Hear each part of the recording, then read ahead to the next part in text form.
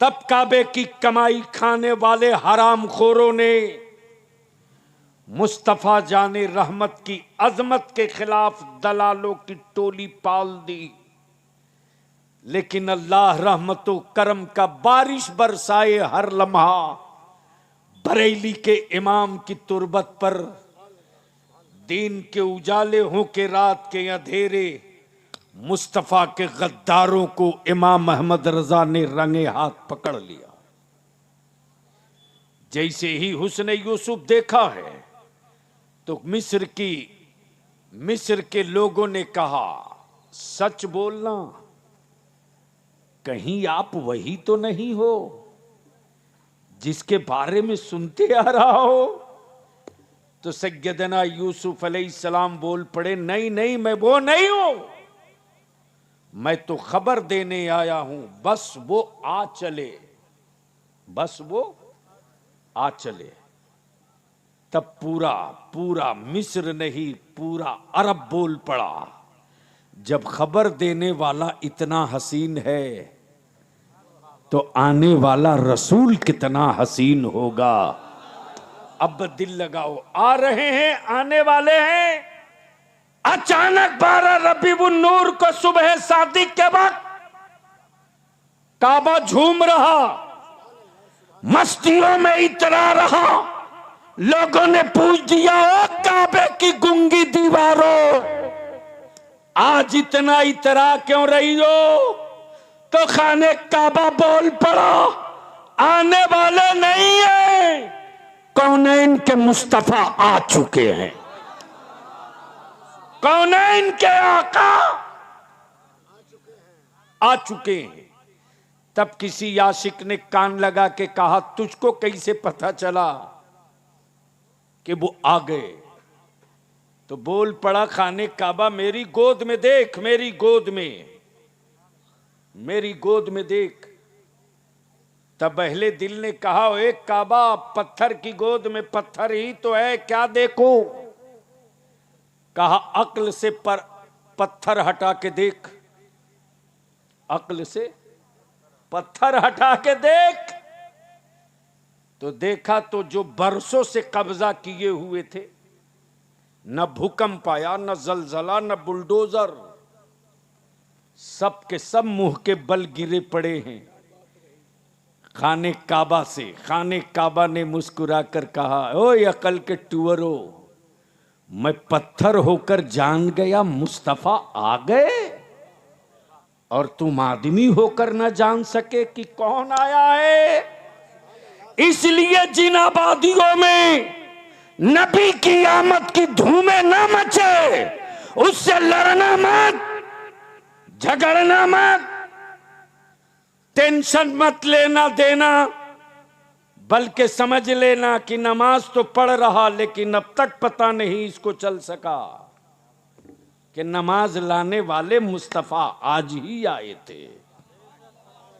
तब आखिरी बात अर्ज करूं, ईमान से बोलो, आपके इलाके में गधा, बैल, बकरा, बकरी, खस्सी, पड़वा बिकता है कि नहीं बिकता?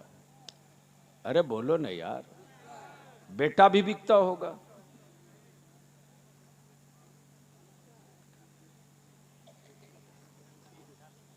का हजरत नहीं बिकता? और काहे को धोखा दे रहा अपना बेटे को? जिस कौम ने अपनी औलादों की कीमत 5 लाख रुपया, 4 लाख एक बुलेट और एक मोटरसाइकिल लगा दी, जिस दिन से तुमने अपनी औलादों की कीमत लगाई, उसी दिन से हुक्मरानों ने तेरी कीमत लगा ली। बलिया भी आपसे एक ही बात की भीख मांगता है, संभाल सकते हो तो संभाल लो, बचा सकते हो तो बचा लो। हम इस काबिल नहीं कि शायद मेरे लिए कोई अबाबील आवे। जिस गांव से आए हो उस गांव के नौजवानों, जिस गांव से आए हो उस गांव के बुजुर्गों,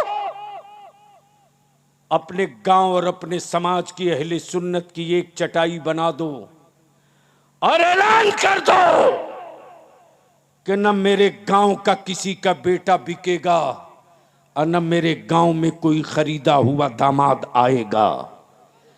निकाह को सस्ता कर दो ताकि बेटियां बोझ न बने।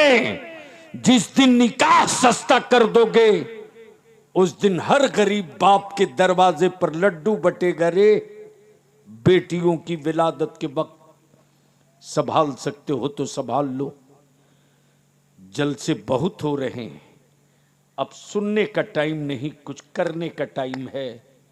तो सिर्फ 2 काम कर दो, निकाह सस्ता करो, शादियों का खर्च कम करो, मत जाओ उसमें हर साल।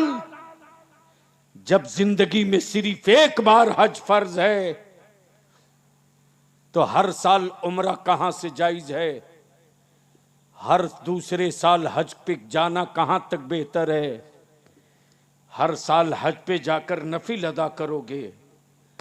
बेहतर है कि चंद सरमायादारों सर जोड़ के बैठ जाओ, मत जाओ उम्रा के लिए।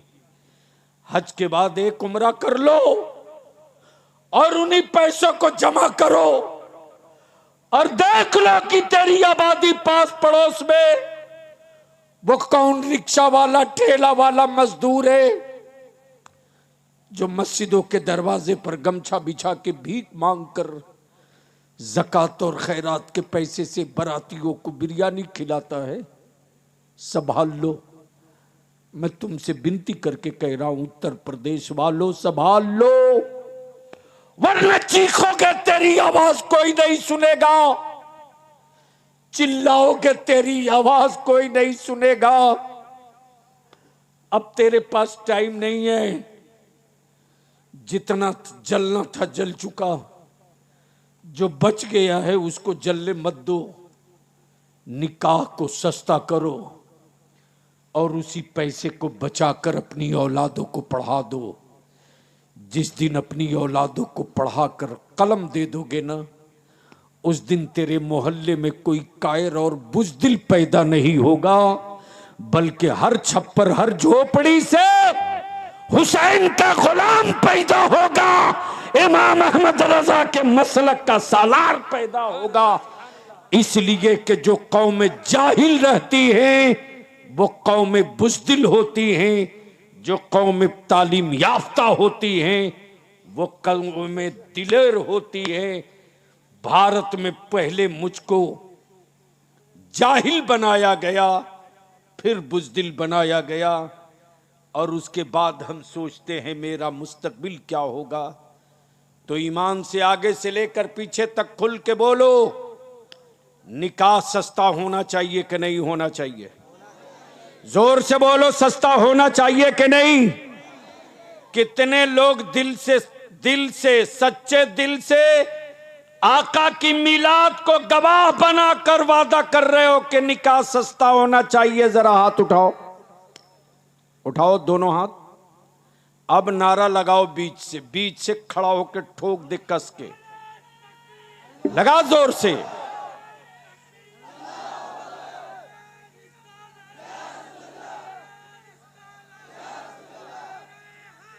या अली,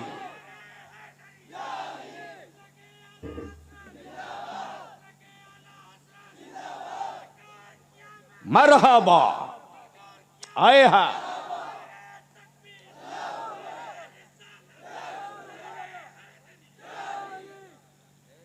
इस वक्त सबसे ज्यादा जो जरूरी है वो ये,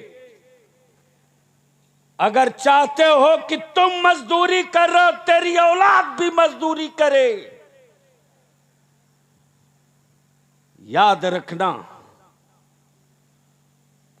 फैसला आपको लेना है। अगर अपनी औलादों को मजदूर बनाना चाहते हो तो जाहिल रखो, मालिक बनाना चाहते हो तो पढ़ा दो। पढ़ लेगा तो मालिक बन जाएगा, अनपढ़ रहेगा तो मजदूर रहेगा। अल्लाह ताला अमले खैर की तौफीक रफ़ीक अता फरमाए। यार जिंदा, सोहबत बाकी। अस्सलाम वालेकुम।